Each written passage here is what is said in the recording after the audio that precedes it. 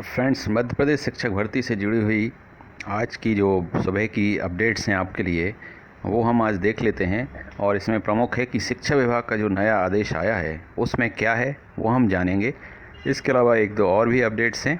आज बहुत कुछ ज़्यादा अपडेट्स नहीं है और हम डिटेल में जाएं उससे पहले मैं चाहूँगा कि जो भी व्यूअर्स पहली बार चैनल को देख रहे हैं, वीडियोस देख रहे हैं, जिन्होंने चैनल को सब्सक्राइब नहीं किया है अभी तक, वो चैनल को सब्सक्राइब करें और बेल आइकन बटन को प्रेस करें ताकि आपको मेरे लेटेस्ट वीडियोस के नोटिफिकेशंस टाइम से मिल पाएँ।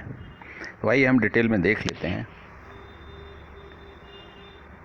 ये 2 जुलाई का आदेश निकला है लोक शिक्षण संचालनालय की तरफ से और ये मध्य प्रदेश के समस्त जिला शिक्षा अधिकारियों को दिया गया है, भेजा गया है। विषय है दिनांक 29/6, 30/6 और 1/7 को उच्च माध्यमिक शिक्षक और माध्यमिक शिक्षक पद की प्रावधिक और प्रतीक्षा सूची के अभ्यर्थियों द्वारा दस्तावेज अपलोड किए गए उनके दस्तावेज सत्यापन दिनांक 5 जुलाई को किए जाने के संबंध में।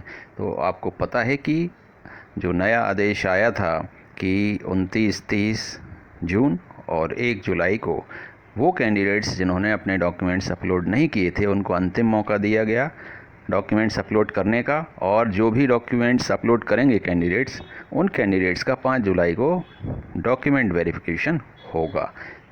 तो ये प्रक्रिया आपको पता है। तो इसी से संबंधित ये आदेश है कि उच्च माध्यमिक शिक्षक और माध्यमिक शिक्षक पद की सीधी भर्ती के तहत प्रावधिक और प्रतीक्षा सूची के जिन अभ्यर्थियों द्वारा एक भी दस्तावेज अपलोड नहीं किए गए थे उनको दिनांक 29/6, 30/6 और 1/7 तक दस्तावेज अपलोड किए जाने हेतु अंतिम अवसर दिया गया था।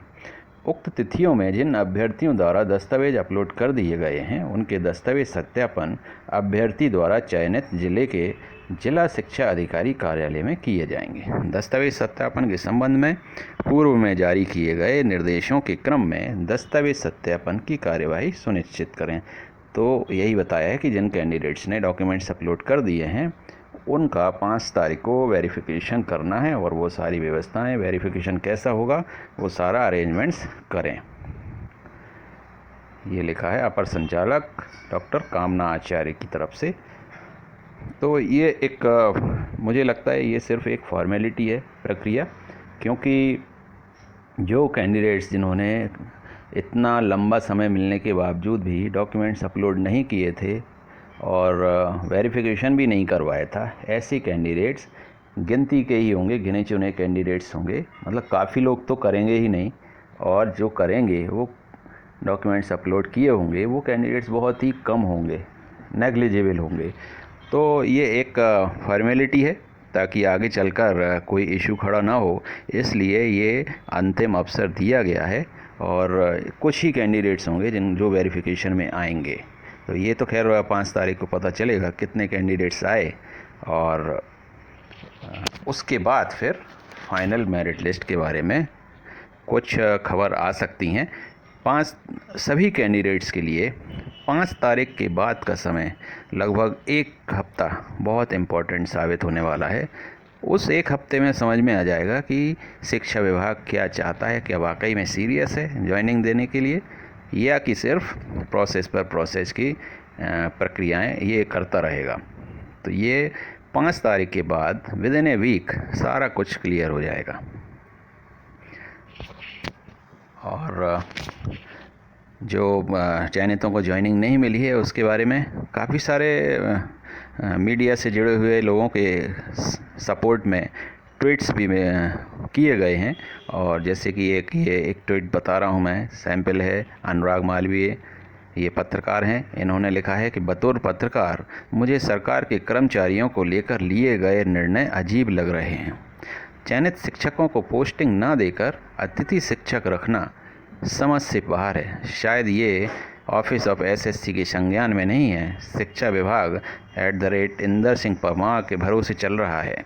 तो ये उन्होंने आश्चर्य व्यक्त किया है कि जब सेलेक्टेड कैंडिडेट्स आपके पास हैं जिनका वेरिफिकेशन कंप्लीट हो चुका है, तो ये अतिथि शिक्षकों को क्यों रखा जा रहा है। इस पर उन्होंने प्रश्न पूछा है सरकार से। फिर ट्राइबल की जो पोर्टल है उसमें अपडेशन आ गया है, उस आदेश का अपडेशन कि जो न्यूनतम शैक्षणिक योग्यता है उसको अर्जन करने की तारीख 30/6/2021 जो कर दी गई थी वो अब पोर्टल पर भी दिखाई देने लगा है। ये देखिए, ये दिखाई देने लगा है और इससे संबंधित ये फ़ोल्डर भी उन्होंने डाल दिया है शैक्षणिक योग्यता धारित करने के संबंध में।